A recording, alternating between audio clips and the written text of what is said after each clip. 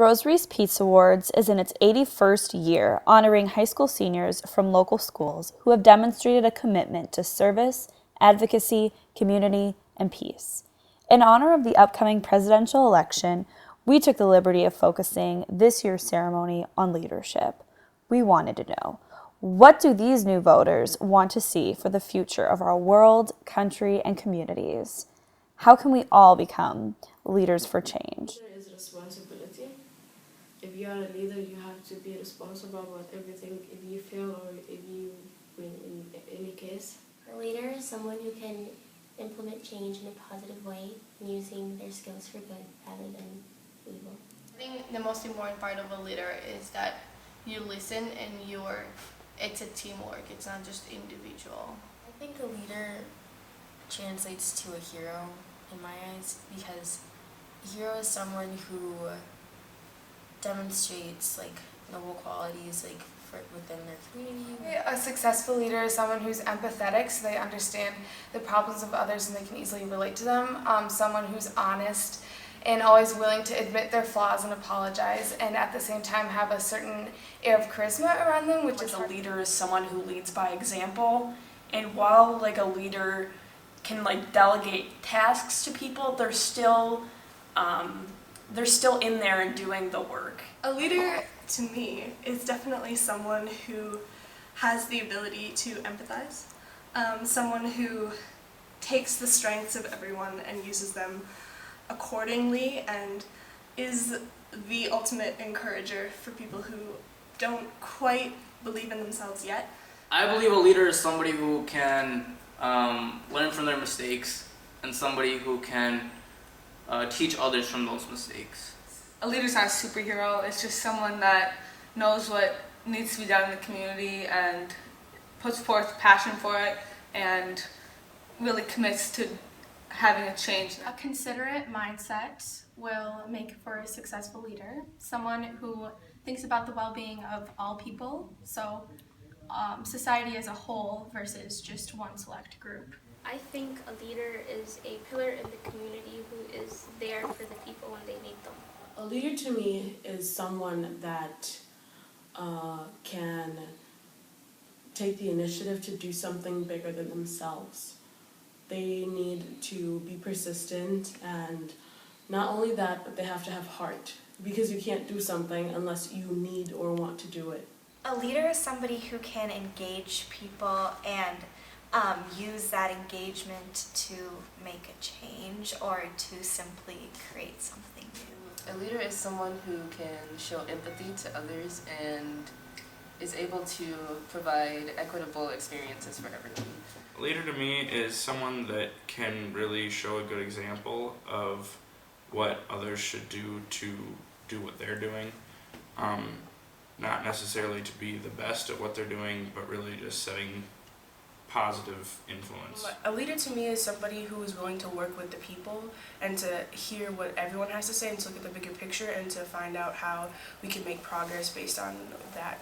In my opinion, a strong leader will be someone who is thoughtful, someone who don't just take selfishness to themselves, someone who don't give up, will be there to lead, not just for a group of people or certain people, but it's for everybody. I know that my voice matters, and everyone else's voice does matter, because if you do not like something, you have the opportunity to change it. Why not change it? Healthcare. I do think that healthcare should be changed. Things like oil companies operate in the United States, what other kinds of factors are contributing to climate change and environmental pollution. College is very expensive, as I'm finding out. Pollution. Police brutalities. The environment, I think it's really important to take control of global warming.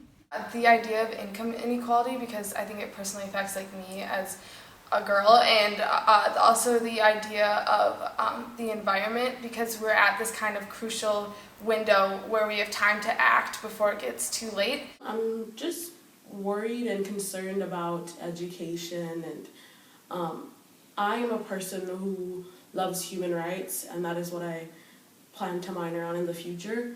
So human rights is one of my biggest concerns, considering what's been happening over the past couple of years. Immigration. Basic human rights. Social justice and education.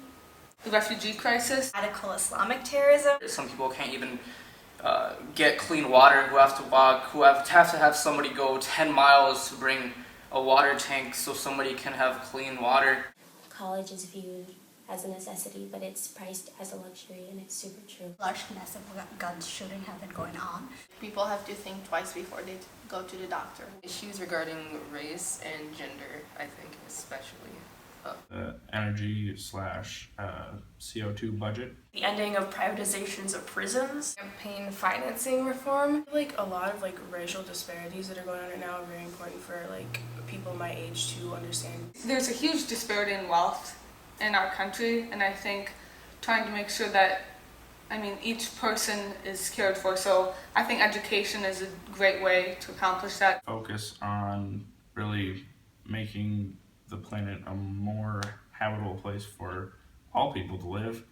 Social Security is going to be very, very, very prevalent in my generation. I think the police brutality thing, because cops never go away. We need police officers to police the streets. Your anti-bullying going on, so as our generation, we need to work better with that too. Social justice in our society, and saying, wait, this is still happening, and this is still like an important thing that's going on. I think that our generation definitely needs to set an example. And a lot of people say that teens are like so into themselves, but I don't think it's true. I think that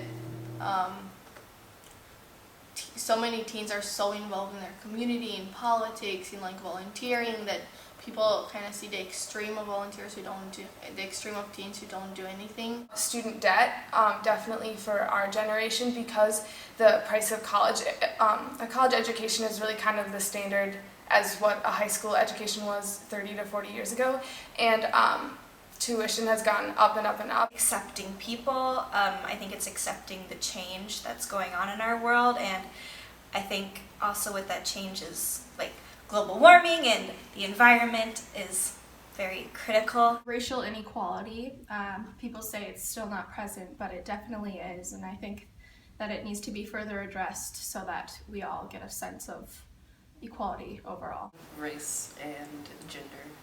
Education reform. All my generation, I feel like the number one motive is change, not just in the government, but in our communities, is even looking into families who need help or just to better the country. I guess communication is the biggest issue, especially in the United States, because there's a lot of immigrants and white people and different people from different religions. So if we have this communication, it's going to be great. Change takes a lot of time. Gandhi said, "Be the change you wish to see in the world," which I think is, you basically just take responsibility for being that change. When I speak of peace, I speak of equality. Equality that evil has destroyed to nothing less than low quality. For I am a man of the people, one who proclaims everybody fair and equal, yet gets categorized as lazy and illegal. I am one who yells from the mountaintop about the people from down below. A man who speaks about the truth to the people, from Shanghai all the way to people in Bordeaux. You see, equality and peace go hand in hand. They are two sides of the same card that the opposite tries to ban. Yet, they will not succeed. For after they bring war, there comes a seed. A seed that can be seen as the Pope, Gandhi, and the Dalai Lama, to the younger generations such as Lama Bowie to the brave Malala. They create the tree that will bear the fruit of knowledge. And alike with our own fruit, we must motivate our seedlings to become educated and go to college. From black to white, yellow to brown, these are the colors that make people gun down. They fight their brothers and sisters, fathers and mothers. They bleed for the evil that makes us all suffer. From the poisonous weapons in Syria to the mass massacres in Tibet, evil brings its vices that would make us all regret and forget. But the good will prevail. It will bring the hammer down to all those opposed and lay them out flat like a nail. And peace will come along with equality, where children can pursue their dreams and make them a reality.